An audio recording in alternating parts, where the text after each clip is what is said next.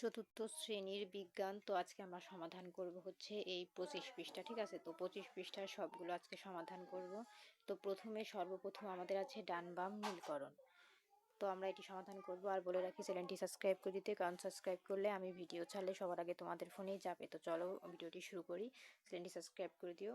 সংক্রান্ত রোগের সংস্পর্শ এলে পানিবাহিত দূষিত পানি পান, মশার কামড়, ভিটামিন এ এর অভাব, কুকুরের কামড়। তো এর সাথে এর মধ্যে কোনটা কোনটা যায় আর এর মধ্যে কোনটা কোনটা যায় একবারে মনে করো। আমি দেখাই এটা কিভাবে হবে। মনে করো আমি উত্তরটা দেখাচ্ছি, মনে করো এটার সাথে এটা যায়, তারপরে এটার সাথে এটা, একসাথে তিনটা হবে।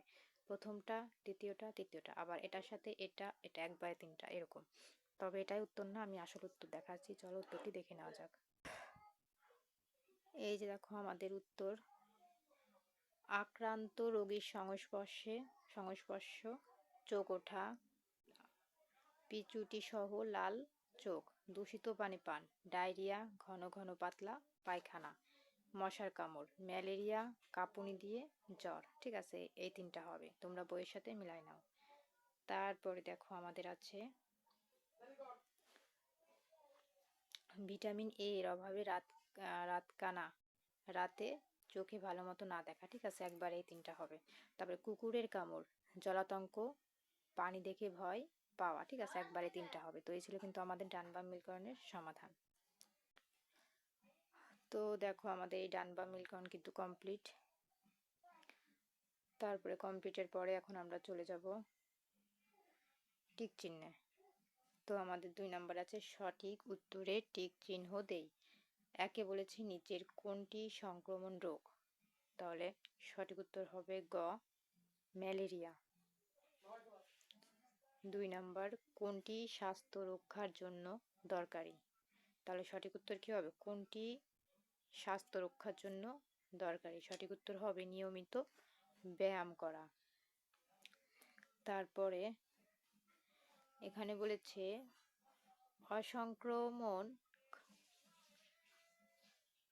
অসংক্রামক রোগ সম্পর্কে নিচের কোনটি সত্য, তাহলে সঠিক উত্তর হবে কি, জীবাণু দ্বারা ছড়ায় না। তো এই ছিল কিন্তু আমাদের সমাধান। এখন আমরা 3 নম্বরের সংক্ষিপ্ত প্রশ্ন দেখব। এই যে নিচের রোগগুলোকে বিস্তারের মাধ্যমে অনুসারে শ্রেণীকরণ করি। আমাশয়, ডেঙ্গু, সর্দি, প্লেগ, টাইফয়েড, চোখ ওঠা। তো চলো আমরা এটা উত্তর দেখি। এবং ডায়রিয়া হলে স্যালাইন খেতে হয় কেন?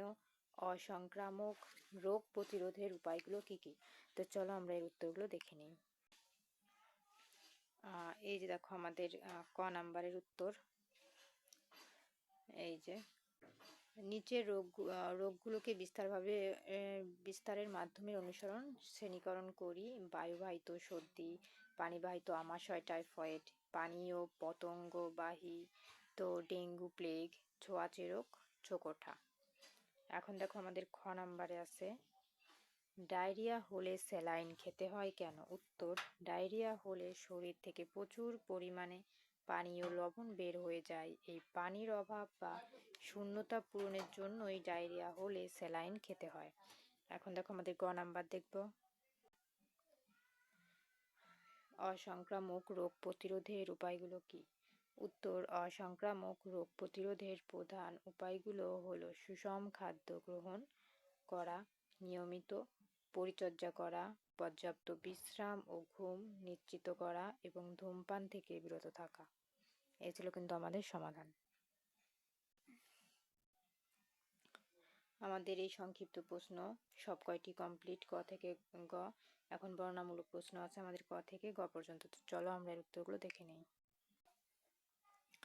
এই যে দেখো দুটি বায়ুবাহিত রোগের লক্ষণ লিখি। উত্তর, দুটি বায়ুবাহিত রোগ হলো সোয়াইন ফ্লু এবং হাম। সোয়াইন ফ্লুর লক্ষণ হঠাৎ জ্বর, কাশি এবং গলা ব্যথা। 2, হামের লক্ষণ গায়ে ছোট ছোট লালচে গুটি ওঠা এবং সর্দি কাশি। এখন খ নাম্বার, সংক্রামক রোগ থেকে রক্ষা পাওয়ার উপায়গুলো কি কি? উত্তর, সংক্রামক রোগ থেকে রক্ষা পাওয়ার উপায়গুলো হলো নিয়মিত সাবান দিয়ে হাত ধোয়া, 2 নিরাপদ পানি পান করা এবং পরিষ্কার পরিচ্ছন্ন খাবার খাওয়া। 3 হাঁচি কাশির সময় রুমাল ব্যবহার করা। 4 বাড়ির চারপাশ পরিষ্কার রাখা যাতে মশা মাছি বংশ বিস্তার করতে না পারে। 5 প্রয়োজনীয় টিকা গ্রহণ করা। এখন গ নাম্বারের উত্তর দেখব। দৈনন্দিন জীবনে স্বাস্থ্য রক্ষার কোন কোন অভ্যাস অনুশীলন করি তা লিখি। উত্তর, স্বাস্থ্য রক্ষার জন্য আমি নিচের অভ্যাসগুলো অনুশীলন করি। প্রতিদিন সকালে ও রাতে দাঁত মাজা, সাবান দিয়ে নিয়মিত গোসল করা এবং হাত ধোয়া, সুষম খাবার ও নিরাপদ পানি পান করা, নির্দিষ্ট সময়ে ঘুমানো এবং ভোরে ঘুম থেকে ওঠা, নিয়মিত খেলাধুলা ও শরীরচর্চা করা। এই ছিল আমাদের উত্তর।